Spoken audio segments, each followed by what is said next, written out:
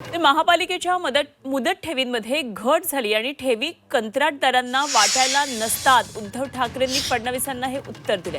ठेवी कंत्राटदारांना वाटायला नसतात, महायुतीने 3 लाख कोटींचा घोटाळा केलेला आहे आणि हा घोटाळा खोकासुरांनी केला। अशा प्रकारे उद्धव ठाकरे यांनी घणाघाती टीका केली आहे।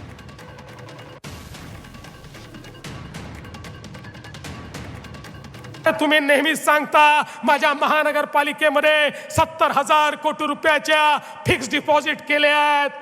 अरे त्या फिक्स डिपॉझिटच्या रसीदी आम्ही चाटायच्या का? अरे ज्यावेळी माझा तो गिरणी कामगार त्या ठिकाणी मुंबईच्या बाहेर जात होता, ज्यावेळी त्याला त्या ठिकाणी रस्त्यावर आणण्याची वेळ होती, अरे त्या 70,000 कोटीतले 2-3 हजार कोटी जरी खर्च केले असते तरी माझ्या गिरणी कामगाराला याच मुंबईमध्ये त्याचं हक्काचं घर मिळालं असतं।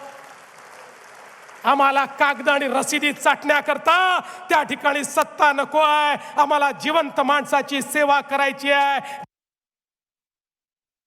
जे काल उद्गार काढले मुख्यमंत्र्यांनी हे खरं अशोभनीय आहेत। ठेवी या काही चाटायला नसतात।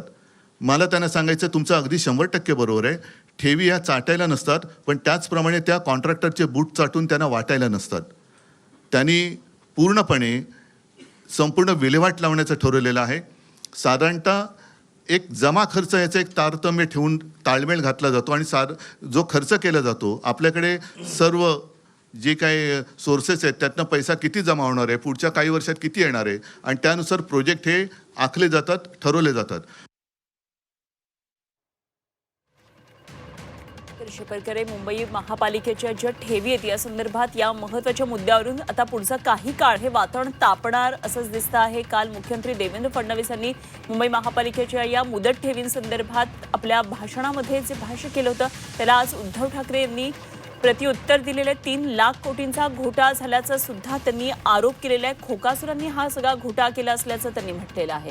एकतर मुंबईतल्या सगळे ज्या जमिनी आहेत, भूखंड आहेत, ते कशा प्रकारे कॉन्ट्रॅक्टरच्या घशात घातले जातात त्याही संदर्भात सांगितलं आणि त्याचबरोबर ज्या FD मुंबईच्या होत्या, मुंबई महापालिकेच्या होत्या, तर या संदर्भात मुख्यमंत्र्यांनी केलेल्या उत्तराला त्यांनी प्रत्युत्तर दिलेलं आहे।